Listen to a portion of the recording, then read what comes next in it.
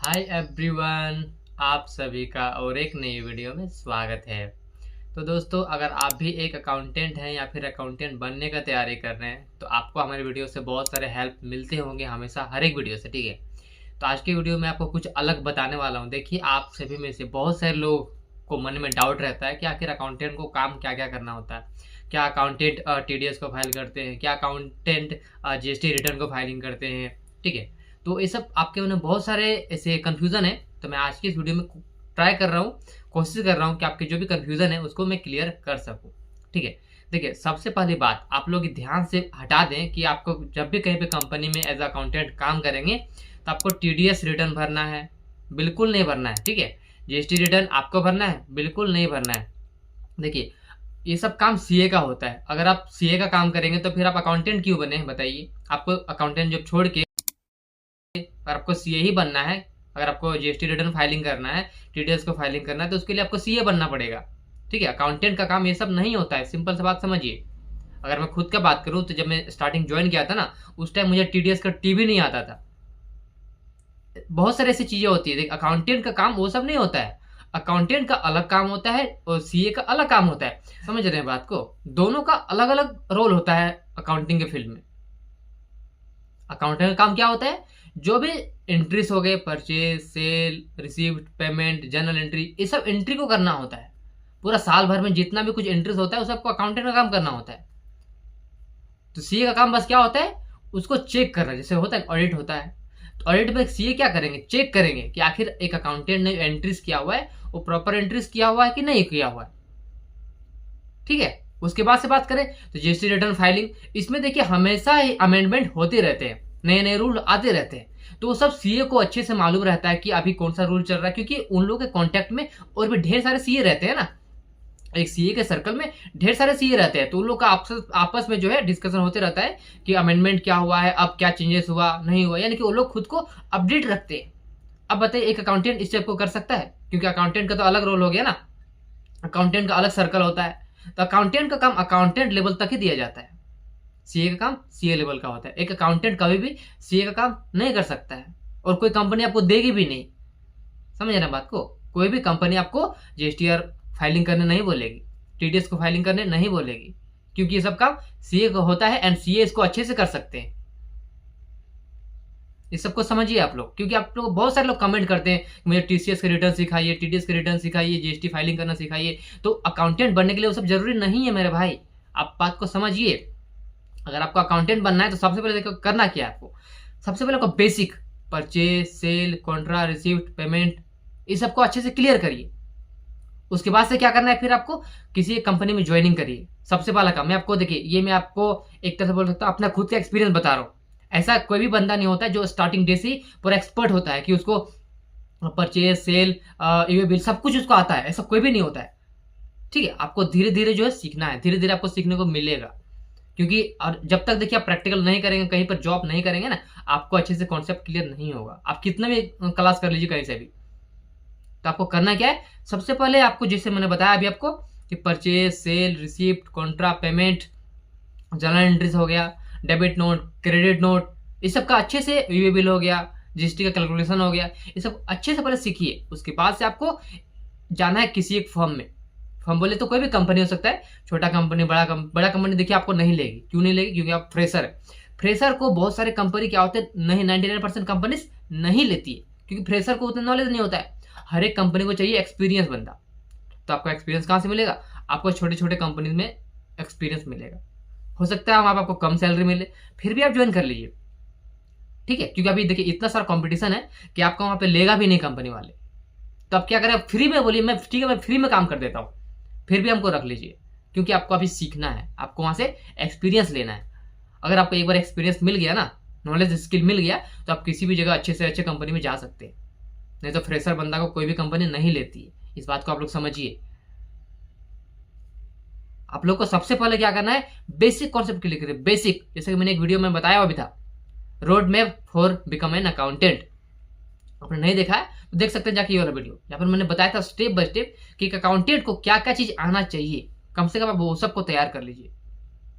और पहले अकाउंटेंट बनिए, अकाउंटेंट में 1-2 साल 3 साल 4 साल 5 साल का एक्सपीरियंस करिए। वहां से क्या होगा, धीरे धीरे आपको खुद ब खुद आपको लग जाएगा आइडिया कि आखिर काम कैसे होता है और आपको क्या क्या सीखना चाहिए। तो जॉब में रहते हो आप सीखिए, सीखने के लिए कौन मना किया आपको, सीखने का कोई लिमिट नहीं होता, आप कुछ भी सीख सकते हैं।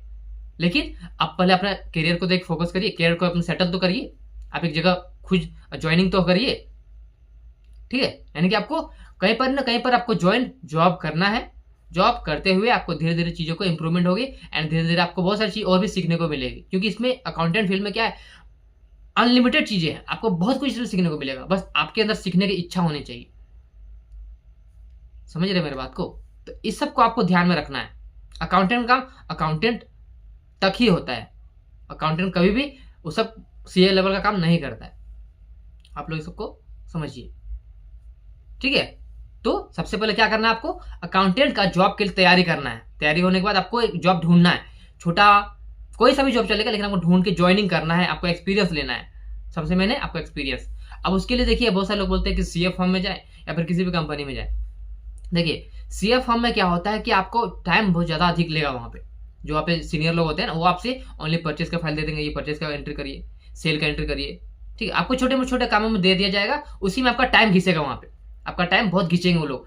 1 महीना परचेस में लगा दिए, 1 महीना सेल में, 1 महीना इस तरह से बैंक स्टेटमेंट में, इससे छोटे छोटे काम आपको करने को देंगे। लेकिन वही अगर किसी कंपनी में जाते हैं आप, तो आपको प्रत्येक महीना क्या करना है, आपको बैंक का स्टेटमेंट चेक करना है, सेल, परचेज, ये बिल, कॉन्ट्रा, पेमेंट रिसिप्ट, वो आपको हर एक महीने करने को मिलेगा। उससे आपको क्या प्रैक्टिकल ज्यादा आपको कहाँ करने को मिल रहा है, कंपनी में। सीए फर्म में आपको एक ही चीज को दिया जाएगा, बार बार उसी चीज को करवाया जाएगा, लेकिन कंपनी में ऐसा नहीं होता है। कंपनी में आपको ऐसा कोई लिमिट ही नहीं है कि आपको बस यही काम करना है, आपको सब काम करना है। इसलिए मेरे हिसाब से देखा जाए, मेरे पॉइंट ऑफ व्यू से, तो बेस्ट होता है कंपनी, या कोई छोटा कंपनी बड़ा कंपनी कोई सा भी चलेगा, लेकिन कंपनी होना चाहिए। सीए फर्म में मैं रिकमेंड नहीं करूंगा। देखिए सीए फर्म किन लोगों के लिए है, जिन लोगों का अकाउंटिंग में एज ए अकाउंटेंट अच्छा खासा एक्सपीरियंस हो गया है, ठीक है, तो उन लोग के लिए सीए फर्म जाइए। एंड वहां पे ध्यान रखिए, आप लोग को हाई लेवल सीखना है। अगर आपको अकाउंटेंट अच्छे से सीख गए तो आप तब जाके आपको टीसीएस रिटर्निंग हो गया, टीडीएस रिटर्न हो गया, जीएसटी रिटर्न हो गया, वो सब आपको एक सीए के गाइडेंस पे रहेंगे तभी आप कर सकते हैं। ऐसा नहीं कि आप सीए फॉर्म ज्वाइन कर लिया आप सीख जाएंगे, ऐसा बिल्कुल नहीं होगा, क्योंकि वहाँ पर आपके सीए जो आपका सीए है उनके अंडर सीनियर लोग हैं, फिर सीनियर के अंदर जूनियर होते हैं, तो आपको एज ए जूनियर वहाँ पे ज्वाइनिंग करवाया जाएगा। तो आपको एक तरह सीनियर होगा, फिर सीनियर के ऊपर सीए होगा, तो आपको सीए का टच में रहना पड़ेगा, तभी आप वो सब चीज़ सीख सकते हैं। और कोई भी सीए सब चीज़ बहुत जल्दी किसी को नहीं सिखाता है, ये भी एक हार्श रियलिटी है। कोई भी सीए अपना नॉलेज अपना उसको बहुत ही कम लोगों तक शेयर करता है। जो उन लोगों का अच्छा स्टूडेंट होता है उन लोगों को तक वो शेयर करते हैं। इसलिए आप कोशिश करिए, अपने आप को हम्बल रखिए, अपने आप को डाउन टू अर्थ रखिए। और देखिए मेरा ये पर्सनल सजेशन मैं आपको दे रहा हूँ, ठीक है। आप कहीं पर भी जॉब करेंगे, किसी भी जगह, छोटा कंपनी कोई सा भी कंपनी हो, वो मैटर नहीं करता, आपको ईमानदारी से काम करना है। 1 भी रुपए का आपको गड़बड़ी नहीं करना है। और कंपनी सपोज आपको देती है 10,000 सैलरी ना, तो कंपनी जो है आपको दे रही है 10,000 सैलरी, तो कंपनी को आपको देना है 20,000 का काम करके, यानी कि 2 गुना। जितना आपको सैलरी मिलता है उससे अधिक काम कंपनी को करके दीजिए, तभी कंपनी जो है आपका वैल्यू को समझेगी। मैंने बहुत सारे लोगों को देखा हुआ है कि उन लोगों को सैलरी मिलता है 10,000 का, तो 10,000 का भी वो लोग काम नहीं करते हैं। ऐसे बहुत सारे लोग जो उसको बोलते हैं कामचोर, यानी कि उन लोगों को बस ज्वाइनिंग हो गई, वो लोग काम चोरी करते हैं, बस टाइम पास करते हैं। ऐसा आपको बिल्कुल नहीं बनना। देखिए ऐसे लोगों का हाल क्या होता है पता है, जब पता चलता है ना ऑनर को कि ये एम्प्लॉय ऐसा कर रहा है, तो उसे इतना घिनना होता है, ठीक है, कि आपको वहां से निकाला जाएगा जल्द से जल्द। अगर मालूम चल गया ना कि आप ऐसा करते हैं, कंपनी का भला नहीं सोचते हैं, कंपनी के लिए, और एक तरह से वो आप बुराई नहीं सोच रहे हैं ना, एक तरह से आप कंपनी का बुराई कर रहे हो। वो आप कंपनी आपको कोई काम करने दीजिए और आप वो काम कर ना करके आप बस टाइम पास कर रहे हैं, उस काम को कल करेंगे कल करेंगे कल करेंगे करके टाइम पास कर रहे हैं, तो उससे गलत बात हो गया ना। वो सब चीज़ जब कंपनी का मालिक को पता चलेगा ना, तो आपको हो सकता है जॉब से निकाल दिया जाएगा। एंड इस तरह अगर आप बिहेवियर आपका रहेगा ना, तो कोई भी कंपनी आपको नहीं रिक्रूटमेंट करेगी। और ऊपर वाला भी देखता है कि आप ऐसा कितना गंदा काम कर रहे हैं। आपको सैलरी दिया जा रहा है काम करने के लिए, आपको टाइम पास करने का सैलरी नहीं दिया जा रहा है। बात को समझिए, सबको समझ रहे हैं? क्योंकि देखिए इसमें आपका ग्रोथ ज़्यादा है।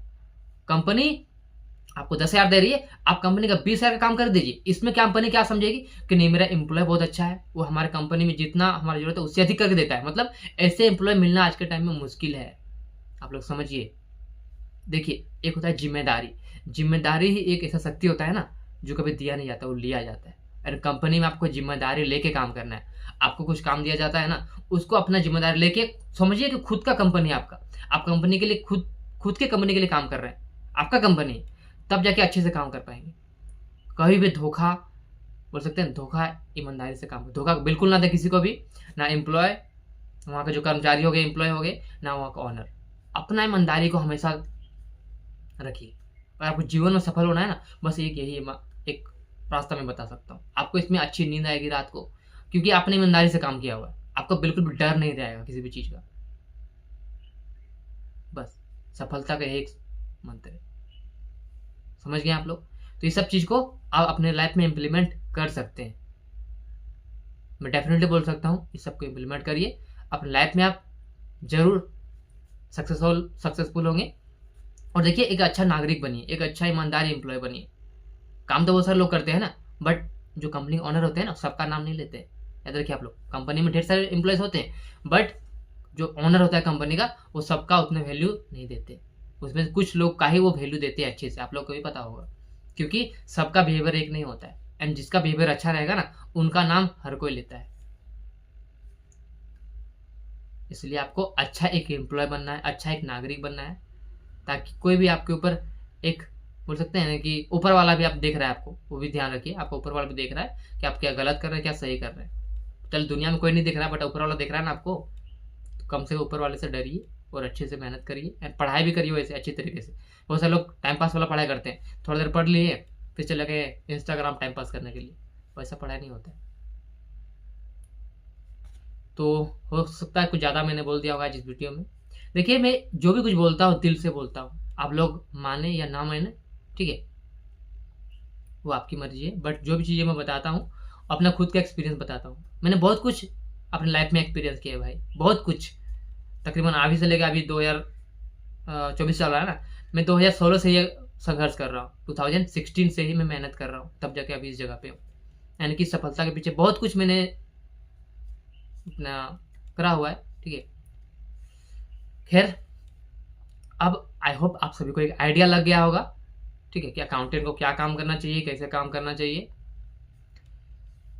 तो खैर, वीडियो काफ़ी ज़्यादा लंबा हो गया होगा, तो मैं वीडियो को यहीं पे एंड करता हूँ। बाकी आई होप आप सभी अपने फ्यूचर में अच्छा एक एम्प्लॉय बनेंगे, यानी कि जिस भी फील्ड में जाएंगे आप लोग अच्छा से अच्छा काम करेंगे कंपनी के लिए। बस मैं ही आप सभी से रिक्वेस्ट करता हूँ।